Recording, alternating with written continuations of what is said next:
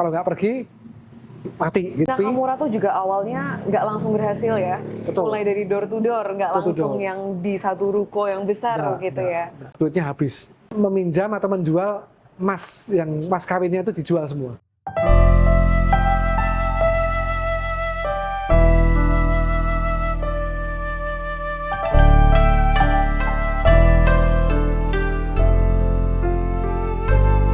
Ni hao 朋友们，欢迎你们来爱光 Podcast by Perhakas Solo. 我是李世林, saya adalah Selina, host kalian untuk hari ini.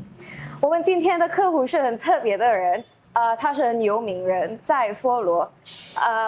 Untuk tamu kita hari ini, tamu yang sangat spesial adalah Pak Gusming. Pak Gusming ini sangat lumayan influential ya di Solo, dikenal sebagai satu motivator atau pembicara. Yang kedua, dia juga lumayan aktif di komunitas-komunitas di Solo. Dan juga yang paling terkenal itu adalah Nakamura, yaitu sebagai founder dari Nakamura.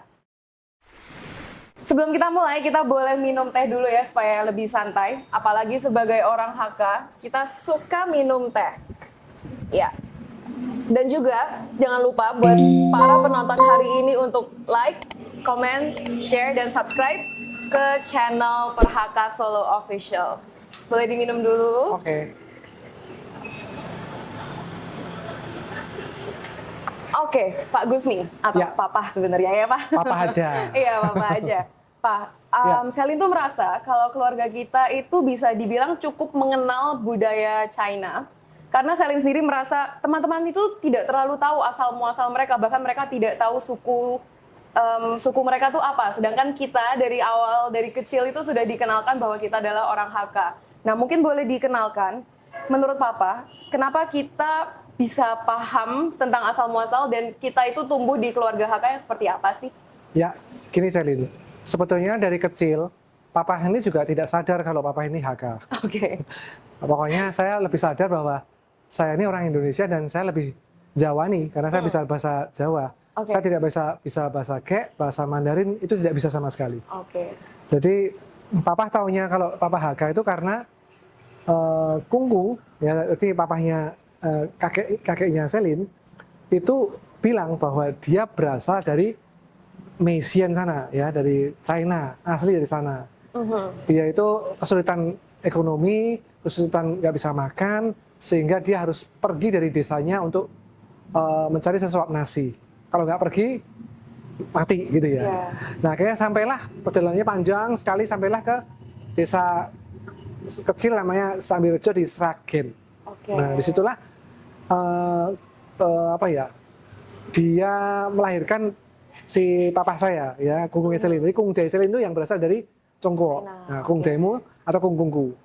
Nah, akhirnya dia Kung Selin itu akhirnya pindah ke Solo dan menikah dengan Bobo dan akhirnya melahirkan papa.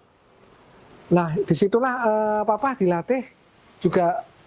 Tidak pernah kami diajak bahasa Mandarin, nggak bisa. Waktu kondisi politik waktu itu nggak memungkinkan, ya. Jadi papa benar-benar mungkin tidak sadar kalau itu adalah apa nilai-nilai Hakka atau apa, saya papa nggak sadar. Okay. Nah, sampai seperti itu. Ya, jadi kalau dilihat mungkin setelah papa itu menyadari bahwa oh ternyata kita tuh orang Hakka, papa mulai ada curiosity. Oke. Karena papa pengen tahu apa itu Hakka, asal usulnya gimana, bahasanya gimana, mulai ada curiosity situ. Jadi karena apa? Sejak kapan malah tahu kalau kita tuh sebenarnya orang Hakka dan siapa yang ngasih tahu sebenarnya? Wah, kalau tepatnya papa nggak inget ya. Tapi sejak kecil pun papa nggak pernah tahu. Sejak mungkin udah gede kali ya, udah kuliah baru mungkin agak sedikit. Mungkin karena ngobrol sama sesama teman yang mungkin Chinese juga dan mengulik gitu ya, jadinya penasaran ya? Iya, penasaran. Oke, paham. Nah, jadi kalau sebenarnya mungkin secara tidak langsung nggak tahu ya sebenarnya kalau misalnya kita itu orang Hakka, kalau papa itu orang Hakka. Tapi pasti dari kecil karena tinggal sama Kungkung, tinggal sama Kung Thai, itu pasti ada nilai-nilai Hakka yang diajarkan ke papa. Nah, menurut papa nilai-nilai orang Hakka apa sih yang diberikan atau diajarkan ke papa dari kecil atau ditanamkan untuk menjadi orang yang bisa seperti saat ini? Yang pertama itu masalah pendidikan, ya. Kungkung dan Bobo itu ada selalu mengatakan harus belajar yang benar. Ya, harus sama belajar seperti yang- Papa ke Selin juga kayak Ya gitu betul, ya Pak? kerasa kan? Kerasa banget. Itu jadi belajar. Jadi rasanya nggak pernah puas terhadap ilmu pengetahuan. Karena menurut Kungkung itu dia istilahnya dengan pendidikan kita bisa merubah nasib. Ya, kita menjadi tempat sekolah yang punya tempat sekolah yang bagus, lalu kita punya teman-teman yang bagus, kemungkinan nanti punya masa depan yang mungkin lebih baik gitu dengan pendidikan. Nah, itu yang pertama seperti itu. Yang kedua, menurut Papa saya nggak tahu ini apakah ini kasar atau tidak, tapi Papa merasa Kungkung itu mengajarkan tentang kerja keras. Ya, Papa selama kecil itu melihat Kungkung Bobo itu rasanya nyaris tidak pernah tutup toko. Betul sih, bahkan sampai hari-hari terakhir Kungkung aja, Tetap buka Kungkung ya? masih setiap hari ke toko ya Pak ya? Rasa ya. Betul. Nah itu yang diturunkan ya. Jadi Papa ngeliat bagaimana mereka tuh kerja benar-benar ya dan sangat hemat. Ini mungkin yang ketiga, hemat. Jadi jarang lah berfoya-foya kemana beli barang yang Branded wow branded atau itu apa. rasanya nggak ngerti lah. Berasa sampai sekarang juga kita nggak pernah beli barang branded gitu ya? Betul ya. Jadi itu nilai-nilai yang menurut Papa diajarkan ya. Gitu.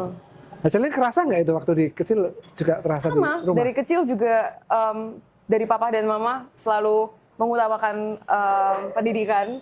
Kalau misalnya tidak 5 besar sudah kena semprot. Masa? Iya. Kalau nggak masuk 5 besar udah kena semprot. Terus habis itu kalau misalnya kuliah juga, ya papa mama sendiri juga background kuliahnya bisa dibilang di universitas nomor 1 di Indonesia. Jadi juga ekspektasinya ke Selin juga harus lebih bagus lagi daripada itu.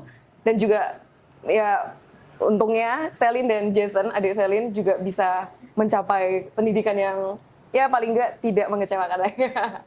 Membuat bangga gitu ya. Terima kasih ya. Iya, ya. Dan juga untuk kerja keras sih juga ya perasa ya. Kadang tuh kalau lagi jalan-jalan, mama masih bawa laptop. Kalau lagi jalan-jalan, papa juga kadang-kadang telepon sana sini kalau misalnya ada apa. Jadi bener-bener mungkin karena dari dulu sudah merasakan kehidupan yang sulit kali ya dari Kung Thai. Jadi sangat-sangat mengutamakan ilmu ilmu dan juga kerja keras. Aku masih ingat Selin, Kungkung itu kalau Papa ketemu Kung Tae kan sangat-sangat jarang ya. Waktu itu mungkin umur 5-6 tahun itu Kung Tae sudah meninggal. Jadi enggak ngerti lah ya. Bahkan Kungkung sendiri tidak bisa berbahasa Mandarin maupun berbahasa Ge. Enggak bisa. Bahkan Kungkung itu sangat fasih tentang budaya Jawa. Malah seperti ini ya? Nah, seperti ini. Ya. minum jamu, terus bahasa Jawa, tulis Jawa, terus kesusastraan Jawa. Itu yang malah justru yang banyak mengendap di keluarga kita. Tapi saya yakin budaya-budaya Hakka yang diturunkan dari Kung Tae itu juga terlihat juga. Jadi sering sekali Kungkung Selin itu cerita tentang kehidupan waktu di desa. Bagaimana Kungkung kerja keras. Bagaimana dia harus naik sepeda dari desa menuju ke Solo hanya untuk belajar sebagai montir. Ya, itu saya nggak tahu, mungkin butuh 2-3 jam. Naik sepeda. Sekali 2 jam, sini 2 jam. Dan Kungkung selalu bilang begini, kalau hujan, ini sampai basah, nanti pulang itu udah kering sendiri. Saking lamanya. Lebih lama daripada atlet triathlon kayaknya. Iya betul. Itu pun pulang bawa barang dagangan. Itu bawa ikan asin lah, bawa apa. Gitu. Untuk dijual di desa lagi. Itu selalu dikumandangkan cerita-cerita seperti itu. Nggak bosan-bosannya Papa mendengarkan itu. Dan Kungkung selalu bercerita tentang masa sulitnya di waktu di desa. Gitu. Jadi selalu mengingat masa sulit supaya kedepannya itu tidak terjadi lagi untuk dirinya sendiri maupun untuk anak cucunya gitu ya. Supaya ingat ya, jadi tidak menghambur-hamburkan uang lah atau apa gitu. Keren sih. Memang itu nilai-nilai yang sangat dikumandangkan. Mungkin semua teman-teman di sini juga mendengarkan nilai-nilai tersebut ya. Nah, tadi kan katanya baru tahu tentang identitas sebagai orang Hakka itu juga baru waktu kuliah ya. Nah, kalau misalnya ikut Perhakas ini sendiri itu sebenarnya mulai kapan sih? Karena Selin juga ngerasa dari kecil itu udah dilibatkan di Perhakas, mulai dari bawain kantong angpau, terus disuruh jadi among tamu, itu juga dari kecil udah dilatih untuk involve, untuk ikutan acara-acara Prahakas? Mungkin boleh diceritain Ya. awal mulanya gimana? Awal mulanya juga nggak sengaja. Papa Oke. juga nggak tahu kalau di Solo itu ada perkumpulan orang HK. Heeh. Dan waktu itu misalnya dia tahu pun Papa berpikir, oh itu isinya orang tua-tua semua. Gitu. No way. Dan waktu itu ketemu sama Coach Jerry yang sekarang Oke. jadi ketua HK. Heeh. Waktu itu ketemu di Wedangan atau gimana, akhirnya Coach Jerry bilang, kamu orang HK ya? Oh iya betul, saya orang HK gitu. Di sini ikut yuk, ada perkumpulannya gitu.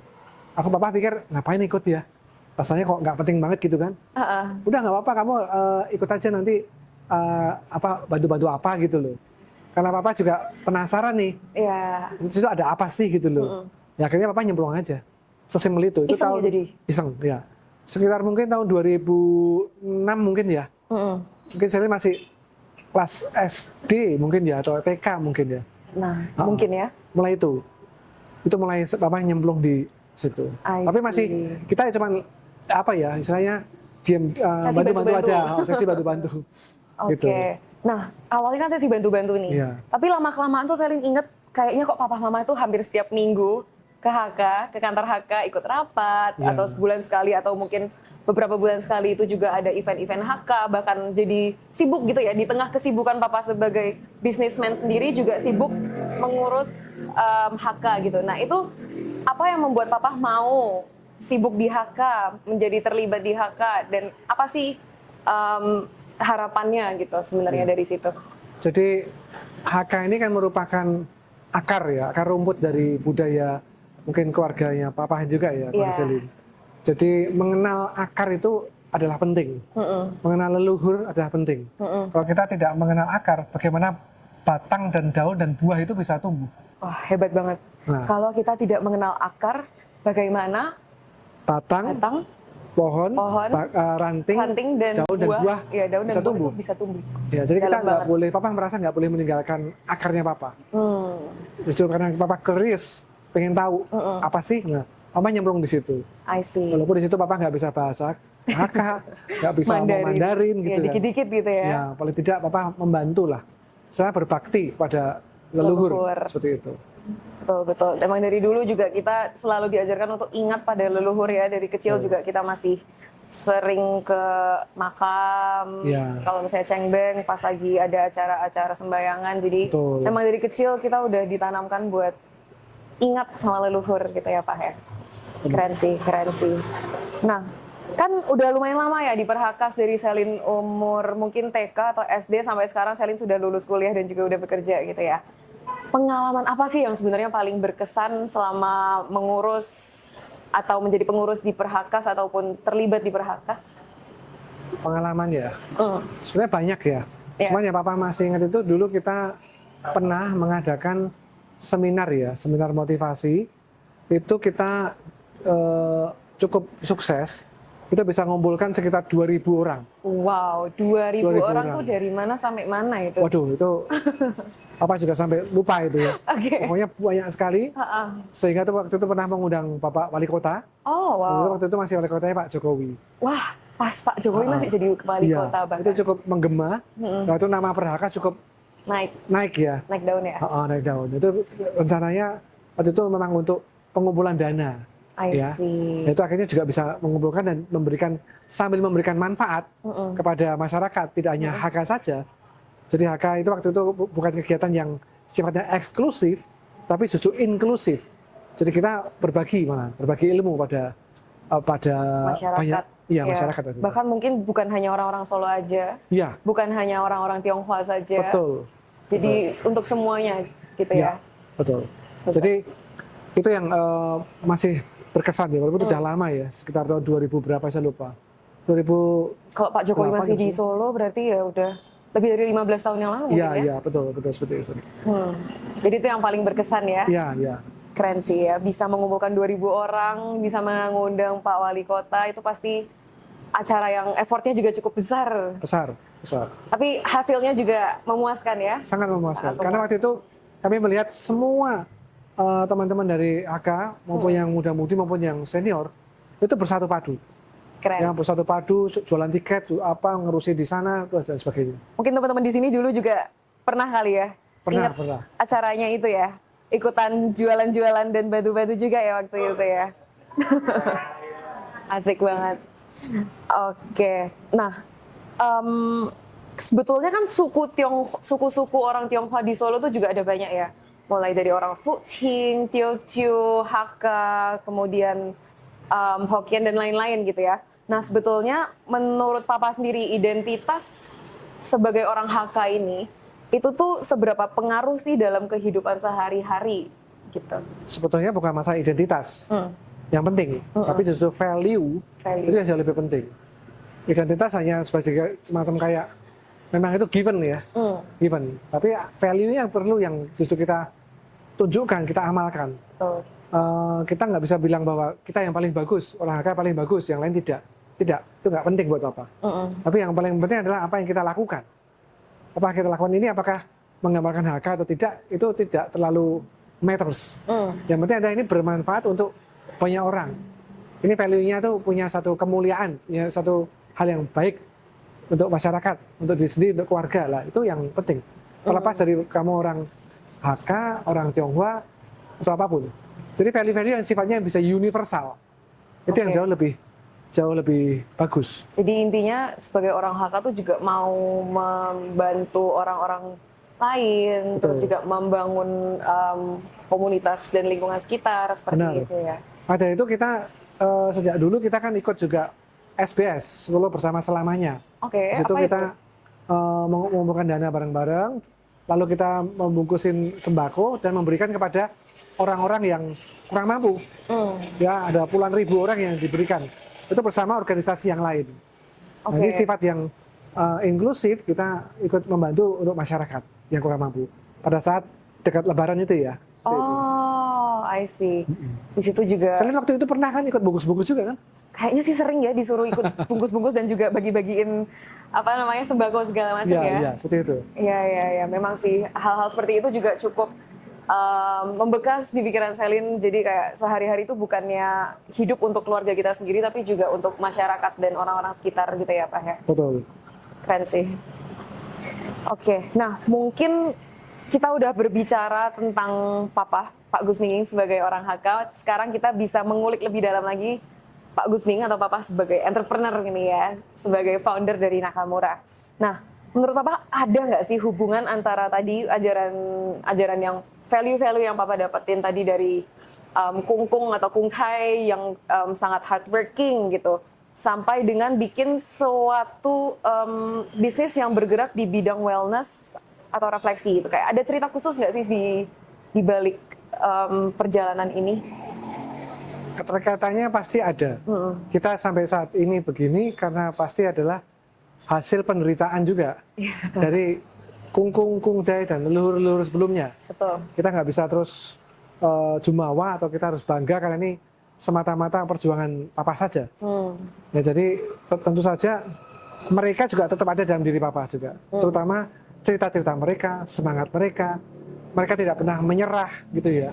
Dalam kesulitan itu mereka berjuang, dalam percobaan itu mereka mengatasi, tidak langsung pergi, tidak langsung menyerah. Nah, itu hal-hal yang membekas di hati Papa. Di saat Kungkung mungkin mengalami kesulitan yang luar biasa di waktu mudanya, penderitaan dia luar biasa gitu, membuat Papa merasa kalau membesarkan Nakamura menghadapi masalah itu rasanya kok nyerah, itu rasanya terlalu simpel. It's not in the dictionary gitu ya. Iya betul. Nah itu nilai-nilai itu yang di Papa terima ya. Jadi awalnya memang Nakamura ini Papa dirikan juga tidak terlalu sengaja. Iya. Ya, background Papa kan ini kan seorang psikolog. Ya, jadi masuk ke Nakamura ini karena Mama Selin itu ke Jepang. Iya. Ya, tahun 2000-an ya. Di situ waktu itu Selin kita ajak ke sana waktu kecil ya, masih segini Selin ya. Saya gendong gitu ya. Masih setengahnya tingginya sekarang. Umurmu masih 1,5 tahun. Masih kecil. Papa ini jadi babysittermu ini. Ya. Waktu Jadi kecil. dulu bukan mbak tapi papa. Ya, papa sitter ya. Papa sitter. Ke Jepang, Papa nggak bisa bahasa Jepang sama sekali. Di situ tidak mudah karena Papa meninggalkan semua pekerjaan di Jakarta waktu itu. Sebelumnya Papa kerja di satu perusahaan atau usaha sendiri juga sih. Papa tinggal itu ya. Nah, di situ secara tidak sengaja Papa ketemu dengan seorang guru yaitu Miyata Sensei, ya mengajarkan terapi setai ini. Oke. Nah, dengan susah payah, berat sekali memang belajarnya, karena di situ Papa terbatas sekali bahasanya. Nggak bisa bahasa Jepang, jadi dia Iya. ngajarkannya itu pakai mendikte. Ya, Pakai bahasa Tarzan kali ya? ya, Tarsan dan mendikte. Papa menulis sebisa-bisanya, nanti Papa cari di dictionary, I see. dan banyak kan nggak ketemu. Oke. Jadi agak paham nggak paham juga gitu ya? Iya, betul. Tapi menariknya, Sensei seorang yang luar biasa. Ya, jadi kita itu tidak hanya pakai ini ya, tapi pakai hati juga. Ya, jadi di saat dia menempa, Sensei itu ngajarkannya tidak hanya ilmunya, tapi karakternya. Jadi hari pertama sampai ketiga itu Papa diajarkan untuk bersih-bersih kamar mandi. Nggak kebayang kan? Di situ setelah bersih-bersih kamar mandi suruh pulang. Bersih kamar mandi suruh pulang. Padahal maunya belajar Belajar terapi. tapi disuruhnya Bersih kosek WC. konsep WC. Apa hubungannya ya? Itu Papa juga waktu itu marah ya. Oke. Marah sekali. Kenapa kok semacam kayak diperbudak? Tapi untung Papa ini suka nonton film silat ya. Jadi mungkin value-nya orang Tionghoa ini masuknya dari film silat. Film-film, iya itu juga termasuk. Ya, Oke. bisa banget. Film silat itu selalu kalau menjadi seorang insyong, pahlawan ya, atau seorang master, itu kan selalu dihajar sama kesulitan. Betul. Guru-gurunya juga susah gitu lah. Suruh ngangkut air dulu ya kan. Betul. Suruh kuda-kuda lama gitu kan. Ya, kayak di film Karate Kid itu Betul. juga ya, yang Jaden Smith. Iya, Ya. exactly. Jadi itu membuat Papa merasa, oh jangan-jangan Sensei Miyata ini seorang yang sakti banget. Nah, dengan demikian Papa, wah kalau gitu Papa harus berusaha ini, mendapatkan ilmunya ini, walaupun tidak mudah.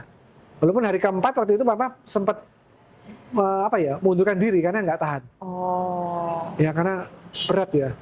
Setelah hari kelima Papa coba masuk lagi karena pikir ini dapat ilmunya aja susah banget gitu ya. Maka dari itu Papa mesti mendapatkannya, gitu. Tapi dengan cara harus meleburkan ego, menghancurkan ego, ya, dinolkan egonya. Sehingga dengan menghancurkan ego, kita siap untuk menerima satu istilahnya wahyu atau pelajaran tadi. I see. Itu yang Papa alami. Setelah itu bawa pulang ke Indonesia, itu Papa di Jakarta tahun 2002 ya, mulai door to door juga di Jakarta. Itu Papa terapi orang-orang yang sakit ya, punya penyakit bener-bener. Nah itu tapi memang istilahnya door to door. Ya. Saya itu Papa buka juga satu tempat yang kecil sekali di Citra Garden 2, Jakarta Barat ya. Tapi tidak berhasil. Ya, agak jadi sepi. Nakamura tuh juga awalnya nggak langsung berhasil ya. Betul. Mulai dari door to door, nggak langsung yang di satu ruko yang besar gitu ya. Wah. Habis itu bahkan Papa malah tipu sama pasien sendiri. Waduh. Ya, duitnya habis. Itu Papa pulang ke Solo dengan kondisi yang sangat terpuruk ya. Terpaksa Mama di Jakarta. Selin Papa bawa pulang. Ke Solo lagi. Waktu itu Selin sudah usia berapa ya? Mungkin usia 4 tahun kali ya. 4 tahun 5 tahun. Nah di situ Papa mulai door to door lagi di Solo, Selin. Oh, di Solo pun masih door to door. Door to door, iya. Dan disitulah benar-benar belajar untuk menghancurkan ego. Ya, itu paling penting. Dari seseorang yang kuliah di Universitas Indonesia mau mijetin orang door to door, itu ngebayanginnya juga. Betul. Orang pasti nggak kebayang melakukan hal itu gitu ya. Exactly. Itu plus lagi S2. Oh iya. MBA, Monash Tidak University. hanya S1 Universitas Indonesia, juga lulusan Monash University. Ya. Makanya MM-nya saya ganti Magister Mijit.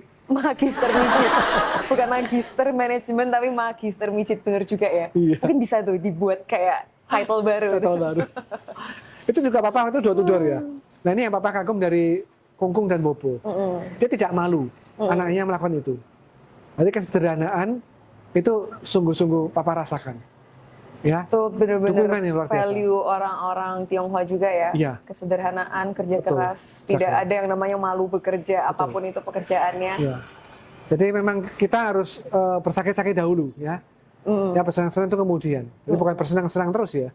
nggak cuman peribahasa aja, tapi benar-benar diterapkan. Diterapkan, betul. Dan waktu itu Papa sekitar dodo-dodo hampir setahun 2 tahun. Habis itu 2024 Papa mendirikan Nakamura baru. Ya di ruko yang dulunya dipakai warung soto oleh Kungkung. Jadi Gitu. dulu Kungkung memang punya ini ya, warung soto ya. Ya warung pecel, warung soto lah. Gitu ya. Terus ternyata Papa minta izin buat jadi Nakamura. Betul. Oke, jadi mungkin sudah mendengar sangat panjang ya perjalanan tentang Nakamura. Mungkin supaya bisa bercerita lebih panjang lagi, kita boleh minum teh dulu? Oke. Ya, ya ini upacara atau kayak culture untuk minum teh ini juga sangat apa ya, kental di budaya Cina, di budaya China. Di sana juga setiap hari minum teh ya seperti orang-orang Indonesia. Oke, kembali lagi ke laptop. Kembali lagi ke topik. Tadi udah mendengarkan sangat panjang tentang perjalanan Nakamura, tapi Selin juga penasaran, Pak. Sebenarnya ada nggak sih nilai-nilai orang-orang Tionghoa tentang wellness atau refleksi gitu? Kenapa memilihnya itu juga tetap menjalankannya tuh di sisi wellness atau refleksi? Apakah memang dari dulu sudah diajarkan untuk hidup sehat, tentang wellness atau bagaimana? Waktu itu Papa nggak kepikir sejauh itu ya. Oke. Pokoknya Papa waktu itu pikir dapat ilmu ini dari Jepang, ya. Papa cuma pikir aku mau coba tes ini ya, kira-kira ini bermanfaat tidak? Tes market gitu ya? Tes market. Ternyata waktu Papa terapi satu persatu door-to-door itu bermanfaat. Ya, ada yang membaik, ada yang ya sembuh dan sebagainya. Papa bayangkan tangan ini cuma 2, tapi keinginan untuk membantu orang besar. Ada besar. Papa pengen pada suatu ketika ada 100 orang atau lebih saat itu bersamaan melakukan hal yang sama dan bisa bantu orang lain. Keren. Dari situlah Papa akhirnya berpikir kalau gitu Papa harus punya murid. Ya. Oke. Nah, disitulah pelan-pelan. Ya mulai dari Nakamura waktu itu buka setiap tahun itu cuma buka 1 cabang aja. Oke. Satu cabang. Di Solo. Di Solo dan sekitarnya. Dengan duit yang terbatas yang Papa itu investasikan lagi. Ya, nilai-nilainya apa nih? Nilai-nilainya tentu banyak ya, untuk bahwa kesederhanaan, ya, menunda kesenangan. Jadi tidak pengen seneng-seneng langsung ya. Jadi hasil itu tidak langsung kita belanjakan ke HP yang keren, ke mobil, ke motor, ke rumah yang konsumtif. Iya. Tapi hasil-hasil yang ada ini Papa ambil, investasikan, buka toko lagi. I see. 2 sumber, masukkan 1 ini, kumpulkan, bukakan lagi. Kumpulkan lagi, bukakan lagi. Terus gitu. Makin lama makin cepat gitu. I see. Tapi Papa pernah waktu itu kesulitan juga. Kesulitan cash flow ya. Masih ingat aku waktu itu saya ngomong sama Mama, aku bilang gimana kalau Papa meminjam atau menjual emas, yang emas kawinnya itu dijual semua. Waduh. Sempet itu. Oke, terus? Ya Mama dengan berat hati akhirnya menjual emas itu. Oh, dijual? Dijual. Yang waktu itu Papa gunakan untuk membayar gaji dan untuk ini. Itu berat banget waktu itu. Karena waktu itu juga cash flow-nya agak berat ya. Apalagi mas kawin cukup, apa ya, Iya. punya nilai Tersendiri. Itu iya. memang rasanya, gitu, berat itu. Nah, tidak semudah yang dilihat sekarang bahwa kesannya gampang gitu ya. Iya. Sampai sekarang ini ya. Tapi itu benar-benar di tengah perjalanan pun juga mengalami goncangan-goncangan yang tadi akhirnya nilai-nilai tidak menyerah, kita berpikir positif gitu. Itu sangat diperlukan gitu. Iya sih, Selin sih sebagai anak mungkin dulu juga tidak terlalu merasakan ya. Taunya ya cuma makan, tidur, sekolah. Melihat papa mama ke kantor bekerja, terus habis itu ternyata memang perjuangan di balik itu tuh sangat banyak ya tantangan-tantangannya, ups and downs-nya gitu. Ya karena itu tadi, karena kerendahan hati dan kerja keras dan benar-benar persisten itu ya, yang membuat papa bisa sampai titik ini gitu ya. Sama mau belajar ya. Oh ya, harus mau ya, belajar. Mau belajar juga. terus. Jadi kita tidak puas dalam arti, karena papa lulusan UI, Mones dan sebagainya tuh seakan-akan itu jadi orang yang hebat. Tidak. Itu hanya bekal saja gitu. Itu bukan hasil akhir saja, itu baru awal. Oke. Justru yang mendidik kita tuh di keseharian. Justru di saya itu papa ikut training banyak sekali. Oh. Karena papa di Solo terbatas sekali lingkungannya. Kita juga pergi ke Jakarta ikut training ini, training itu, training ini, training Maksudnya itu. tuh training midget atau training apa? Macam-macam. Training manajemen, training franchise, training manajemen operasional, I see. training mindset dan sebagainya. Mm-mm. Jadi semuanya kita coba semua. Akhirnya ilmu itu kita, yang penting bukan ikut trainingnya, tapi yang penting adalah aplikasinya. Benar. Nah, itu yang Belajar paling doang nggak ada gunanya kalau Betul. tidak diaplikasikan. Kata Bruce Lee mengatakan, Asik. knowing is nothing, applying what you know is everything. Terjemahannya, Asik banget. Terjemahannya, mengetahui itu is nothing. is nothing. Jadi cuman tahu itu nggak ada gunanya. Betul. Yang paling penting itu harus diaplikasikan. Jadi kalau ada yang suka baca buku atau nonton film-film yang bikin motivasi gitu, memang harus langsung diimplementasikan gitu ya maksudnya ya. Betul. Keren. Iya, nah kan juga bisa dibilang nih ya Pak, kayak Nakamura itu adalah salah satu chain massage atau franchise refleksi yang paling lama lah ya, selama 20 tahun lebih masih bisa bertahan dan juga masih eksis gitu ya. Nah, apa sih yang bikin Papa tuh sebenarnya tetap konsisten dan semangat juga dalam menjalankan bisnisnya itu? Satu gini, visi Papa itu pengen membuka lapangan kerja sebanyak-banyaknya. I see. Yang kedua, pengen nolong orang sebanyak-banyaknya. Itu jadi misinya Papa ke situ. Soal dapat duit itu adalah konsekuensi ya. Oke. Ya, bisa dapat, bisa enggak ya. Ya, Walaupun ya puji Tuhannya ya bisa gitu. ada lah ya. Nah, jadi yang membuat Papa itu misalnya kadang-kadang capek, kadang-kadang kalau menemukan masalah yang gede itu rasanya gitu kan. Iya. Adalah misi ini. Karena sekarang punya tanggung jawab yang besar. Ya, cabang kita ada tersebar di seluruh Indonesia. Ya, kita banyak orang bergantung hidup dengan profesi ini, ya dengan outlet yang kita lakukan. Dan customer itu juga banyak, pasien itu juga banyak memberikan apresiasi gitu loh. Ada yang sembuh, ada yang lebih baik dan sebagainya. Itu membuat cerita-cerita baik itu juga membuat Papa menjadi makin semangat. Ya, tapi tidak terlepas bahwa ada masalah ya. Pasti. Ya, masalahnya selalu akan berkembang. Tapi kita di sini setiap masalah, Papa selalu melihat bahwa itu saatnya kita naik kelas. Kita harus atasi ini, naik kelas lagi. Atasi ini, naik kelas lagi. Terus. Jadi nggak mungkin kalau Celine ditanya 3x3, bingung jawabnya. Nggak mungkin dikasih soal 12 akar 7 kalikan sin tangan apa itu, nah itu mumet lah, nggak mungkin. Tapi Celine harus bisa ini dulu, sehingga ini dikasih soal-soal yang lebih sulit. Keren banget. Nah, ini silakan, itu namanya proses evolusinya seperti itu. I see. Ini kebetulan ada salah satu anak Olimpiade juga di sini. Ya itu pasti juga melalui pertanyaan-pertanyaan yang awalnya cuma tambah-tambahan, jadi perkalian, jadi aljabar dan segala macam, itu ya maksudnya ya? Ya, sampai turunan lah, apalah gitu kan. Integral lah apa ya gitu ya, seperti itu. Keren sih. Jadi intinya apapun masalahnya, pasti semakin lama tuh semakin besar.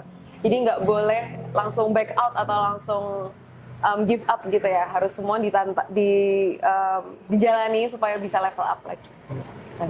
Mungkin pertanyaan terakhir nih ya. Nanti kalau misalnya ada pertanyaan tambahan lagi juga boleh ditambahin. Kalau pertanyaan dari Celine, ada nggak Pak pesan-pesan buat mungkin anak-anak muda sekarang, baik orang-orang HK maupun orang-orang lain, dari Papa untuk anak-anak muda sekarang gitu? Ya, yang pertama adalah kita harus tahu akar rumput kita. Ya, kita 100% Chinese juga 100% orang Indonesia. Jadi kita harus mengerti akar budaya kita, sehingga kita nanti nilai-nilai itu, semangat itu sangat bisa kita aplikasikan justru untuk membangun Indonesia. Ya, kita bukan berarti akhirnya bisa pola pergi ke China, bangun sana, itu tidak mungkin sama sekali ya. Tapi akar-akar rumput kita itu bisa tahu, sehingga kita nanti itu bisa lebih cinta pada Indonesia ya. Kita berbakti sama Indonesia dan kita mengembangkan diri di Indonesia. Jadi untuk anak-anak muda itu adalah sangat penting untuk bisa belajar terus ya, belajar terus, tidak menyerah dan bisa mengupgrade terus. Jangan merasa bahwa oh ya, saya sudah mampu, oh saya sudah dari keluarga yang sudah baik gitu. Terus kita berhenti untuk menempa diri. Tapi justru Anda, kita perlu menantang diri kita untuk menjadi the climbers. Ya, the climbers itu adalah dia mencari gunung. Anda taklukkan gunung 1, berikutnya gunung kedua, berikutnya gunung ketiga. Dan setelah itu Anda akan kaget, ternyata banyak sekali gunung yang sudah Anda taklukkan. Dan waktu muda, saya dapat satu nasihat juga waktu itu pada satu orang yang luar biasa. Saya tanya, apa yang Bapak lakukan waktu muda? Ya, jawaban itu sampai sekarang saya masih ingat. Berlarilah, larilah cepat. Jangan toleh-toleh belakang, lari ke depan. Ya, lari secepat mungkin. Dan setelah 10 tahun kemudian, kamu pelan-pelan tengok ke belakang. Kamu akan kaget kalau ternyata kamu sudah banyak meninggalkan teman-temanmu, kamu jauh di depan, lebih di depan dari teman-temanmu. Ya, setelah itu lari terus, ya, supaya kamu terus bisa maju dan meraih mimpimu. Itu. Keren banget. Mari kita berikan tepuk tangan yang paling meriah untuk papa saya. Saya bangga sebagai anak. Oke, untuk episode podcast hari ini dengan tema Hakka Mindset, Wellness Business, From Hakka Roots to Wellness Empire. Untuk episode hari ini sudah selesai. Terima kasih banyak Papa sudah datang ke sini. Dan juga terima kasih banyak untuk Jambi Jawi yang sudah menyediakan tempatnya untuk kita syuting pada hari ini. Oke, bye-bye, 再见, 谢谢. Jangan lupa untuk teman-teman dan juga para penonton untuk like, comment, share, dan subscribe ke channel Perhaka Solo Official. Bye-bye. Sampai.